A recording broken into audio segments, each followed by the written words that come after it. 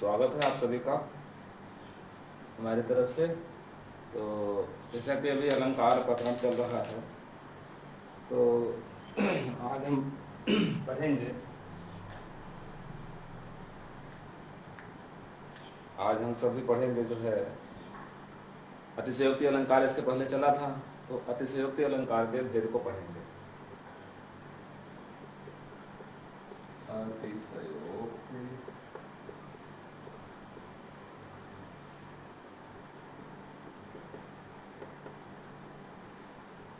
अलंकार के भेद। अनुप्रास अलंकार और अतिशयोक्ति अलंकार बहुत ही आसान है, लेकिन इनके भेदों को पढ़ेंगे तो थोड़ा सा वर्णन करने में समय लगेगा। ऐसा नहीं है कि इसको पढ़ा नहीं जा सकता। तो अतिशयोक्ति अलंकार के जो है मुख्य 6 भेद होते हैं, 7 भेद होते हैं। तो पहला देखा जाए, पहले अलंकार को देखेंगे हम तो रूप का अतिशयोक्ति अलंकार। रूप का अतिशयोक्ति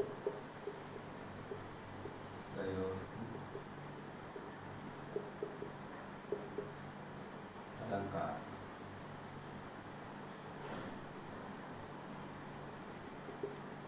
अब यहाँ पर रूप का अतिशयोक्ति अलंकार को हम देखेंगे, जहाँ पर उपमान के माध्यम से उपमेय को बढ़ा चढ़ा कर वर्णन किया जाए। जहाँ पर उपमान के माध्यम से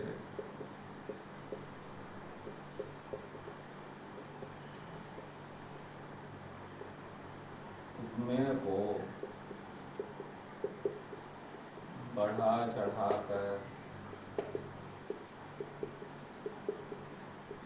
कहा जाए। जैसे इसका एक उदाहरण देखिए,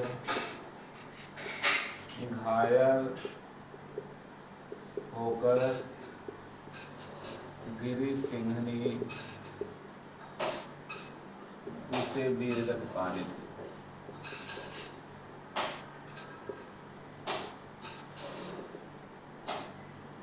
कोई वीर छत्राणी है, कोई वीर स्त्री है, तो वह युद्ध के मैदान में पराजित हो रही है या शत्रुओं के द्वारा जो है मारा जा रहा है, तो उसको जो है उस उपमेय को उस युद्धवीर जो महिला है उसको किसकी उपमा दी जाती है?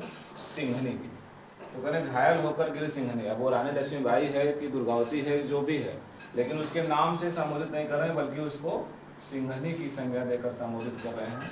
इसलिए यहाँ पर अतिशयोक्ति अलंकार कहा जाएगा। वहीं पर दूसरी तरफ कहा जाए कि एक दिन सूरज निकला सहसा आसमान से नहीं जमीन पर। जैसे कोई प्रतिभाशाली बच्चा हो या छात्र हो और वह कोई जो है ऐसा अचंभित कार्य कर जाए जिससे लोग उसको सूर्य की संज्ञा दें। तो एक दिन सूर्य निकला अचानक, सूर्य आसमान से नहीं बल्कि जमीन से, तो उसको भी कह सकते हैं। तो इसी के साथ हम दूसरा कहेंगे भेद का अतिशयोक्ति अलंकार। दूसरा है भेद का अतिशयोक्ति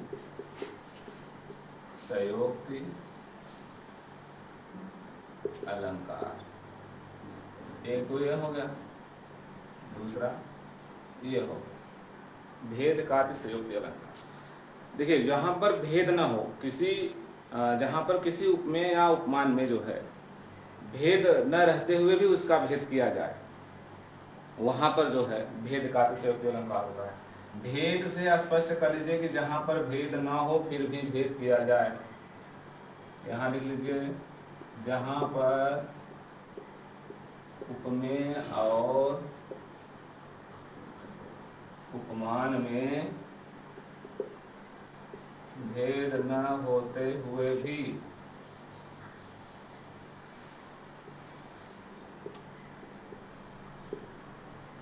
भेद दिखाया जाए, वहां पर भेद का अतिशयोक्ति अलंकार होता है। जैसे वे चितवन कछु और जही बस होत सुजान, इसका एक उदाहरण देखिएगा। जैसे वह चितवन और कछुआ जेनिबस होत सुजान। यहाँ पर सुजान उसके मतलब प्रेमी और प्रेमिका के बीच कोई भेद नहीं है जिसने उसके चित्त को चुरा लिया है, लेकिन यहाँ जो और शब्द का इस्तेमाल प्रयोग किया गया है, यह जो है नायक और नायिका के बीच जो है संबंध को बता रहा है कि जो है वह संबंध उसका नहीं है, उसका साथी नहीं है, उसका हमसफर नहीं, बल्कि कौन है और दूसरा है। तो जहाँ पर और अन्य ऐसे शब्द देखने को मिले वहाँ पर भेद का अतिशयोक्ति अलंकार होता है, जबकि उसका प्रिय व्यक्ति है, प्रिय साथी है जो उसके चित्त को, उसके मन को चुरा लिया। लेकिन यहाँ दिखा रहे हैं कि और कछु, वो कोई और है, मतलब भेद न होते हुए भी भेद दिखाया जा रहा है, इसलिए यहाँ पर भेद का अतिशयोक्ति अलंकार होता है। अगला देखिएगा, अगला है संबंधाति सयोक्ति अलंकार।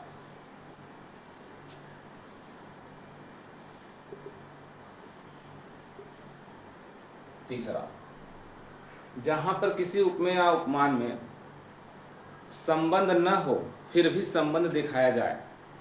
यहां पर था भेद से मतलब भेद न हो फिर भी भेद दिखाया जाए, और यहाँ पर संबंध न हो फिर भी संबंध दिखाया जाए, यानी संबंध न होने पर भी संबंध दिखाया जाए, वहां पर जो है संबंधातिशयोक्ति अलंकार होता है। जैसे पंखुड़ी लगे गुलाब की पहिरे गात सभी, जैसे देखिए पंखुड़ी लगे गुलाब की पहिरे गात सरी, यानी यहाँ पर जो है कवि के द्वारा यह कहा जा रहा है नायक और नायिका के बीच के संबंध में कि पंखुड़ी यानी गुलाब की पंखुड़ी लग जाने से उस नायक या नायिका के शरीर में खरोच लग जाता है। अब सोचिए ये अतिशयोक्ति अलंकार कि किसी गुलाब के फूल से जो है किसी को चोट लगे, उसके शरीर में खरोच आए, तो यह जो है न्याय संगत नहीं है, तो संबंध नहीं है। गुलाब से चोटिल होना, गुलाब के पुष्प से या कली से किसी को चोटिल होना, यह जो है सही नहीं है, न्याय संगत नहीं है। फिर भी दिखाया गया है कि पंखुड़ी के जो है लगने से, गुलाब के पुष्प से लगने से उसके शरीर में खरोच आया। तो इस प्रकार से संबंधातिशयोक्ति अलंकार कह सकते हैं। तो इसके आगे हम अभी देख रहे हैं, आप बता रहे हैं, इसके और भी भेद हैं। मुझे उम्मीद है कि इतना समझ में आ गया होगा आपको।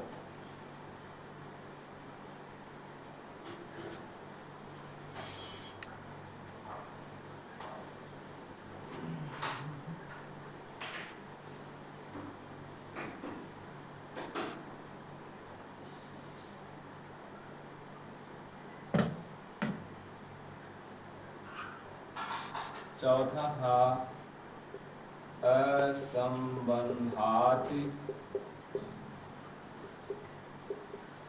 सयोक्ति अलंकार। पांचवा है चपलाति सयोक्ति।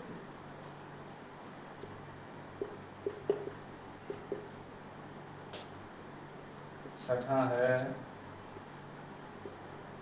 अक्रमाति सयोक्ति अलंकार।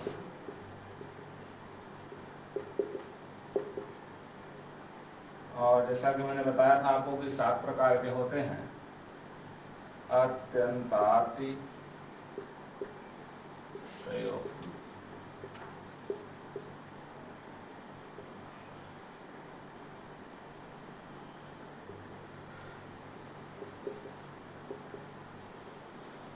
तो कहने का अर्थ जो है ये अतिशयोक्ति अलंकार के 7 भेद होते हैं। अब जहां पर उपमेय उपमान में संबंध हो यहाँ अभी तक था कि संबंध नहीं था, फिर भी संबंध दिखाया गया। तो यहाँ लिखेंगे हम परिभाषा में, जहाँ पर उपमेय व उपमान में संबंध हो फिर भी संबंध नहीं दिखाया जाए, उसे हम असंबंधातिशयोक्ति अलंकार कहते हैं। लिखने का जगह थोड़ा कम पड़ रहा है, इसलिए आप समझ जाइएगा इसको। तो जहाँ पर उपमेय व उपमान में संबंध हो फिर भी संबंध में अंतर दिखाया जाए, संबंध न दिखाया जाए, उसे हम संबंधातिशयोक्ति अलंकार कहते हैं। जैसे इसका उदाहरण देखिएगा, एक बड़ा ही अच्छा उदाहरण है रामचरितमानस का, कि विधि हरिहर कवि कोविद बानी कहत साध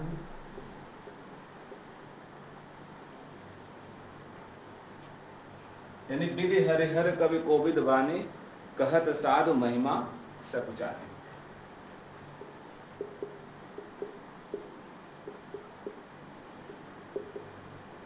कितना अच्छा लिखा है कि ब्रह्मा, विष्णु और शिव और कवि, यानी इन सभी की महिमा को, यानी ब्रह्मा को, विष्णु के और शिव जी के और कवि की जो है, और कोविद मतलब जो ज्ञानी है, जो विद्वान है, उनकी बातों को और साधु लोगों की बातों में जो सच्चाई है, जो संदेश है, जो आदर्श है, जो मृदुता है, उस वाणी को कहने में भी संकोच लग रहा है। तो इससे लगता है कि संबंध है, इनके बातों को कहा जा सकता है, फिर भी उनको क्या लगता है, कवि को संकोच लग रहा है। तो इसलिए यहाँ पर जो है असंबंधातिशयोक्ति अलंकार होगा। अगला है चपलातिशयोक्ति अलंकार, जिसका कि नाम से ही स्पष्ट है, बिजली की भांति। चपला का मतलब होता है बिजली। जहाँ पर कारण और कार्य, कारण व कार्य एक साथ हो, मतलब वीर पुरुष के हाथ में ही धनुष बाण है और चलाते ही उधर जो है विरोधी प्रतिद्वंदी जो है घायल होकर गिर जाता है। तो जहाँ पर कारण और कार्य एक साथ दिखाई दे, प्रतिफल कार्य का, वहाँ चपलातिशयोक्ति अलंकार। और जहाँ पर अक्रमातीत, जहाँ पर उपमेय उपमान में कोई क्रम ना हो फिर भी वह कार्य संपन्न हो जाए, वहाँ पर जो है, जैसे कोई काम तलवार से करना है और वह सुई से कर दे, या फिर कलम का जो है कार्य तलवार से कर दे, तो वहाँ पर अक्रमातिशयोक्ति अलंकार होता है। और एक होता है, आखिरी है, अत्यांतिशयोक्ति अलंकार, यानी अत्यंत किसी चीज को बहुत जरूरत से ज्यादा बढ़ा चढ़ा कर वर्णन किया जाए। जैसे राणा प्रताप का था कि राणा की पुतली फिरी में,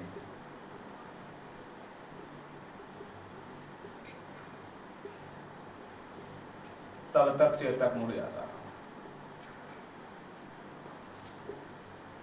मतलब यहाँ पर भी अत्यंत अतिशयोक्ति अलंकार है कि राणा प्रताप अपने घोड़े को जिधर ले जाना चाहते हैं उधर देखते हैं, मतलब देख ही नहीं पाते, उनकी आंखें घूम नहीं पाती, तब तक चेतक मुड़ जाता था मुझे इधर चलना है।